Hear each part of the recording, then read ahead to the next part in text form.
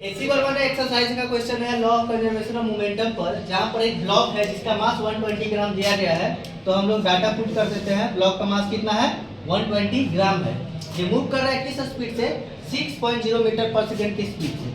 तो जो ये ब्लॉक है 120 ग्राम का, तो किस स्पीड से मूव कर रहा है?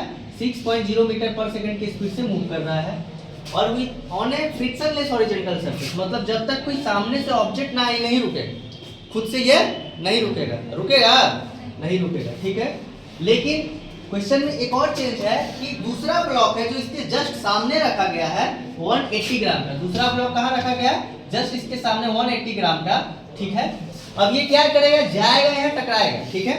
टकराने के बाद ये क्या हो जाएगा? रेस्ट में आ जाएगा। तो बोला जा रहा है कि they collide and the first block stop, find the speed of the another block. देखिए क्वेश्चन समझिए इधर कि टकराने के बाद ये ब्लॉक जो है चलने लगेगा और ये रुक जाएगा। तो इसका मतलब u1 6.0 मीटर पर सेकंड है, तो इसका v1 कितना हो जाएगा? 0। यहाँ पर इसका जो u2 है वो 0 मीटर पर सेकंड है, लेकिन इसका v2 कितना हो जाएगा? x मान लेते हैं, x मीटर पर सेकंड। तो हमको पता है law of conservation of momentum जो है, law of conservation of momentum जो है, तो ये कहता है कि अगर आपके पास फॉर्मूला को पहले हम लिख देते हैं, m1 u1 plus m2 u2 बराबर m1 v1 plus m2 v2। और यहाँ पर जो है मेरा ये m2 u2 पूरा 0 हो जाएगा। क्यों?